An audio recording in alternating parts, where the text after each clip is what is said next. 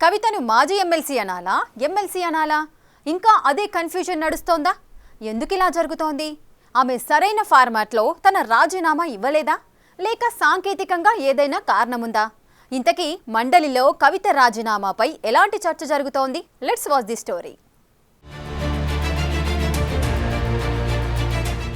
ఇటీవలే బీఆర్ఎస్ లో జరిగిన పరిణామాలు అందరికీ తెలిసిందే.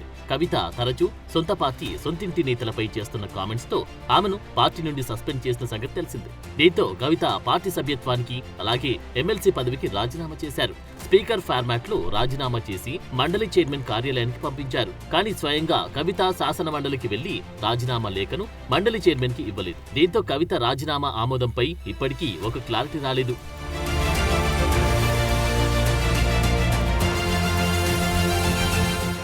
ఇప్పుడు కవితని మాజీ ఎమ్మెల్సీగా చూడాలా, లేదా ఎమ్మెల్సీ కవితగానే చూడాలా అంటే మాత్రం ఇది అదని ఎవరు చెప్పలేకపోతున్నారట. టోటల్ గా ఈ విషయంలో ఒక కన్ఫ్యూజన్ అయితే అందరిలోనూ ఉంది. అయితే శాసన మండలి కార్యాలయం ఏం చెబుతుందో తెలుసుకుందామని ప్రయత్నిస్తే కవిత రాజీనామా అంశం మండలిలో ఇంకా పెండింగ్ లో ఉన్నట్టు సమాచారం. ఎందుకంటే ఎమ్మెల్సీ రాజీనామా ఆమోదిస్తే 6 నెలలలోపు ఎన్నికలు నిర్వహించాల్సి ఉంటుంది.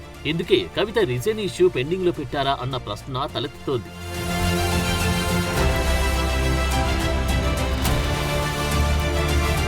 ఎమ్మెల్సీ పదవికి కల్వకుంట్ల కవిత ఈ నెల 3న రాజీనామా చేశారు. రాజీనామా లేఖను స్పీకర్ ఫార్మాట్ లో శాసన మండలి చైర్మన్ గుత్తా సుఖేందర్ రెడ్డికి జాగృతి నేతల ద్వారా పంపారు. రాజీనామాను ఆమోదించాలని కవిత ఫోన్లో మండలి చైర్మన్ కోరారు. కవిత రాజీనామాపై చైర్మన్ వెంటనే నిర్ణయం తీసుకుని ఆమోదిస్తారని అన్ని రాజకీయ పార్టీలు భావించాయి. కానీ వారం రోజులుగా చైర్మన్ ఎలాంటి నిర్ణయం తీసుకోలేదు. దీంతో కవిత రాజీనామా అంశం చర్చనీయాంశంగా మారింది. అయితే ఈ నెల 11 నుంచి 14 వరకు కర్ణాటకలో జరిగే ఆల్ ఇండియా స్పీకర్ల సదస్సులో మండలి చైర్మన్ పాల్గొంటున్నారు. తిరిగి వచ్చిన తర్వాతే కవిత రాజీనామా ఆమోదంపై చైర్మన్ నిర్ణయం తీసుకుంటారని విశ్వసనీయ సమాచారం.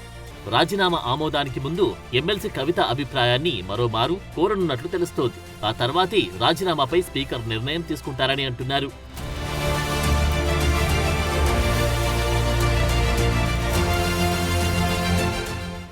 కవిత రాజీనామాను ఆమోదించాలంటే నేరుగా మండలి చైర్మన్ ను కలవాల్సి ఉంటుంది. తన రాజీనామాకు సంబంధించి సహేతుకమైన వివరణ ఇవ్వాల్సి ఉంటుంది. కవిత రాజీనామా విషయంలో మండలి చైర్మన్ ను కలుస్తారా లేదా అనే చర్చ నడుస్తోంది. వీటన్నిటిని బట్టి చూస్తే కవిత నేరుగా శాసన మండలి చైర్మన్ ను కలిసినప్పుడే రాజీనామా ఆమోదం లభిస్తుంది అని చైర్మన్ ఆఫీస్ నుంచి వస్తున్న ఇన్ఫర్మేషన్. అయితే ఇప్పటి వరకు తన రాజీనామాపై కవిత మండలి చైర్మన్ ను కలవలేదు. అందుకే కవిత ఎమ్మెల్సీ రాజీనామా మండలిలో ఇంకా పెండింగ్ లోనే ఉన్నట్టు తెలుస్తోంది.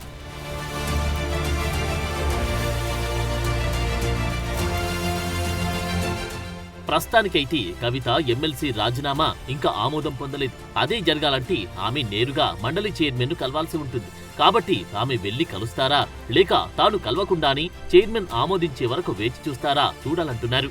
ఏది ఏమైనా కవిత రాజీనామా వ్యవహారం మాత్రం తెలంగాణ రాజకీయ వర్గాల్లో జోరుగా చర్చ సాగుతుంది. ఆమెను ఎమ్మెల్సీ కవిత అనాలా, లేక మాజీ ఎమ్మెల్సీ అనాలా అర్థం కావడం లేదని అంటున్నారు కొందరు.